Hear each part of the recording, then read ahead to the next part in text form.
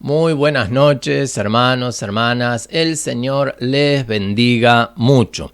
Una vez más compartiendo la palabra del Señor a través de este medio en los altares familiares. Estamos estudiando el libro de Éxodo y ya en el capítulo 4 encontramos el pasaje cuando Moisés vuelve a Egipto. Luego de tener el diálogo con Dios y tomar conciencia del llamado que él tenía, como Dios le estaba enviando a libertar a su pueblo, allí es que Moisés, luego de muchas excusas, accede y decide ir finalmente a libertar a su pueblo siguiendo la directiva de Dios.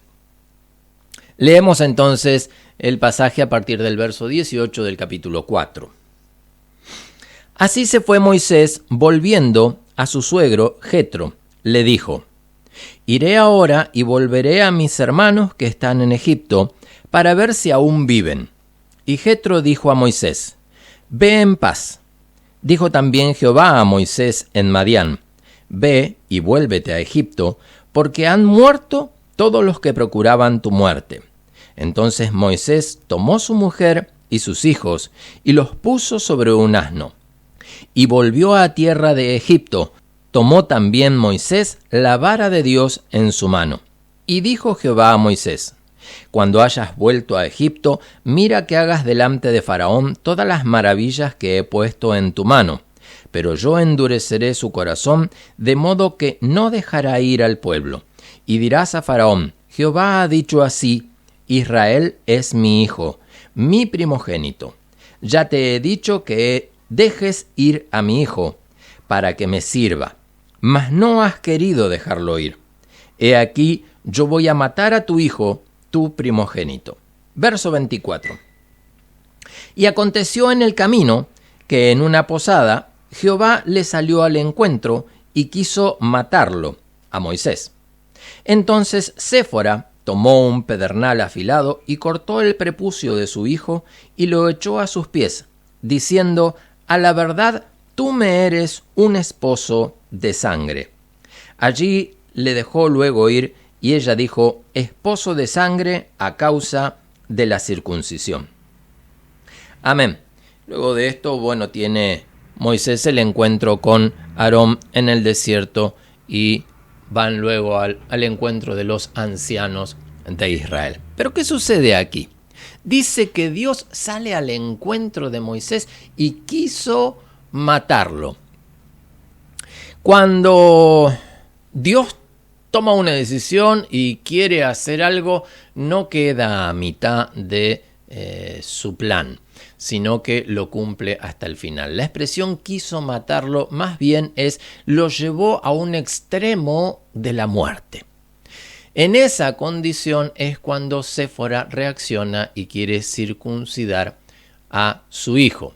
Su hijo ya había avanzado en edad. La ley dice de que al 8º día tenía que circuncidar a todo varón. Todo varón tenía que ser circuncidado a los 8 días de vida. Y evidentemente el hijo de Moisés no había sido circuncidado. Y esto Dios no lo iba a permitir. Aquí se dan dos situaciones en las cuales Dios no admite ninguna de las dos. Cuando Dios llama a alguien, el llamado es personal. Dios no llama a manadas. No. Dios llama personalmente a cada uno. Dios dice que conoce el nombre de cada uno de nosotros y nos llama por nuestro nombre. Y si nosotros lo miramos en la palabra del Señor, lo podemos ver. Moisés, Samuel, es el caso también de Saulo y tantos otros a los cuales Dios llama por su nombre. El llamado es personal. Aquí Moisés había llevado a su familia. Casi lo mismo que Abraham había hecho cuando había recibido el llamado de parte de Dios, diciéndole: deja tu tierra y tu parentela, y se va junto con su sobrino. Otra vez Dios no lo iba a permitir. Y no solo esto, sino que además tenía un hijo de los que iba a llevar que no estaba circuncidado. La ley de Dios dice de que todo varón al 8º día tiene que ser circuncidado. Si bien la ley todavía no había sido escrita, porque la ley, los primeros 5 libros de la ley fueron escritos por Moisés, la transmisión oral de esta ley de parte de Dios venía de los tiempos de Abraham. Y esto había llegado hasta el pueblo de Israel al punto que el propio Moisés era circuncidado. Porque recordemos que a Moisés lo habían soltado en el río cuando ya tenía 3 meses. Vale decir de que Moisés ya estaba circuncidado cuando fue a palacio. El caso de Lot con Abraham llevó a pleitos con los pastores a causa del ganado. La tierra no les alcanzaba, entonces ahí comienzan a dividir las tierras. Lot elige la pradera, la llanura, lo mejor del valle, y Abraham se queda con la montaña. Pero dice la palabra del Señor de que Lot comenzó a descender y correr sus tiendas hasta Sodoma y Gomorra, al punto que queda dentro de Sodoma y Gomorra y empieza a vivir las situaciones de esta ciudad pecadora. Una situación similar Dios no iba a permitir cuando tenía que libertar a su pueblo. Moisés estaba llevando a su familia y dentro de la familia tenía un hijo sin circuncidar. ¿Qué nos habla esto? Su esposa era madianita, no tenía la ley de Dios y en el momento en que tuvieron un hijo varón, no logró Moisés convencer a su esposa para circuncidar a su hijo. Y Dios no iba a permitir que Moisés tuviera un hijo sin circuncidar. Esto en primer lugar. Y en segundo lugar, Dios no acepta que haya nadie en medio de la relación suya con uno de sus hijos. Y en el caso de Moisés, en el medio estaba Séfora.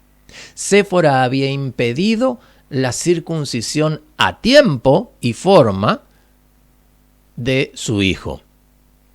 Y Dios en ese momento lo había llevado a un punto límite en el cual Séfora entendió que la única posibilidad de salvar a Moisés y salvar incluso sus propias vidas era hacer lo que Dios estaba demandando. Y Dios quería que su pueblo fuera circuncidado y que Moisés fuera a cumplir con su misión solo. Esto llevaba a otra complicación más. Moisés era casado, Moisés tenía familia, Moisés iba a volver a su pueblo, a un lugar en donde iba a cumplir la misión de Dios para libertar al pueblo de Israel, pero en el cual iba a haber también otras mujeres. Y Séfora no quería dejar a su esposo. Cuando Dios lleva a un punto límite, ahí es cuando Séfora cede y corta el prepucio de su hijo y lo echa a los pies de Moisés, diciendo: a la verdad, eres esposo de sangre. Hace un pacto allí, no solamente cumpliendo con la ordenanza de Dios respecto de la circuncisión de su hijo, sino que lo reitera, ¿no es cierto? Dice que allí lo dejó y se volvió con su hijo a la casa de su padre, Jetro, y dice: esposo de sangre me eres a causa de la circuncisión. Hermano, hermana, cuando Dios tiene un llamado sobre una persona, Dios no comparte ese llamado con nadie. Dios llama a una sola persona y va a hacer que esa persona sea, en primer lugar, limpio. Sé santo porque yo soy santo, dice la palabra del Señor. Y esa es la santidad que Dios va a buscar en cada uno de aquellos que Dios usa en distintas áreas del ministerio. Quizás este grado de exigencia en cuanto a la santidad y la pureza no es requerido para los fieles de la iglesia, pero que bien harían en tenerlo. Bien harían en tenerlo. Pero cuando hablamos de alguien que está sirviendo al Señor, alguien que está obedeciendo la ley de Dios, que tiene un plan, un propósito de parte de Dios, que es un llamado por Dios, hermanos, aquí la condición cambia. Y Dios comienza a regir con su ley de una manera arbitraria, como lo que verdaderamente Dios es, un rey soberano. Y hace valer su voluntad por sobre todas las cosas. Para que el plan, el propósito de Dios se cumpla con una persona, Dios no acepta estar en un segundo lugar. Dios no puede estar en un segundo plano, Dios tiene que ser lo más importante. Y esto se lo estaba enseñando Dios a Moisés. No puede estar tu familia antes que mí. No pueden estar tus hijos antes que mí. Dios tiene que estar antes que todas las cosas. Y como dice el Señor allí en los evangelios, buscad primeramente el reino de Dios y su justicia, y todo lo demás vendrá por añadidura. Dios se va a encargar de cuidar a tu esposa, Dios se va a encargar de bendecir a tus hijos, de cuidarlos, de suplirles todas sus necesidades, en el punto también en el cual Moisés tenía que dejar a su esposa y sus hijos para ir, no sabía por cuánto tiempo, a rescatar a su pueblo. Dios iba a tomar cuidado de su familia y nada le iba a faltar. Pero en primer lugar tenía que estar Dios. Fíjese que cuando Moisés comienza a preparar el viaje, lo primero que hace es preparar su familia. Y hay una muy cortita oración que está allí en el verso 20. Al final dice que prepara, ¿no es cierto?, a su familia para el viaje, y dice: tomó también Moisés la vara de Dios en su mano. La tomó después de que preparó su familia, después de que su familia estaba lista para salir de viaje juntamente con él. Esa es la señal de que en segundo lugar estaba Dios, y Dios no acepta segundos lugares. Hermano, hermana, si hoy estamos en el servicio, si hoy Dios está pretendiendo algo de nuestras vidas y está deseando que nosotros comencemos a servirle en algún área, tenemos que entender esto.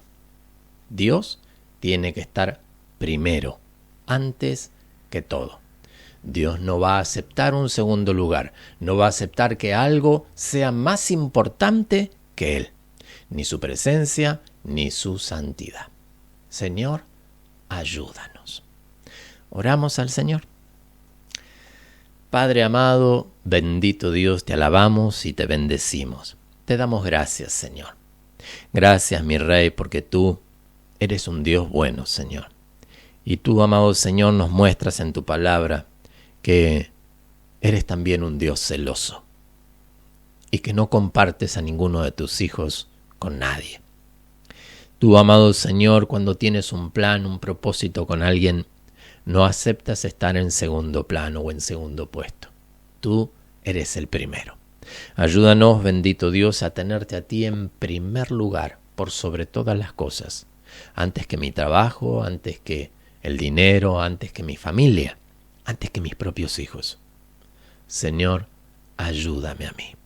Ayúdame, bendito Dios, y ayuda, amado Padre, a cada uno de aquellos, mi Señor, que están en el servicio, que están caminando junto a ti, que están, bendito Dios, aleluya, dispuestos a cumplir, amado Señor, un plan, un propósito, tomados de tu mano, Padre. En el nombre de Jesús, mi Señor, ayúdanos a estar en santidad, a caminar, amado Dios, tomados de tu mano, siguiendo tus órdenes, tus directivas.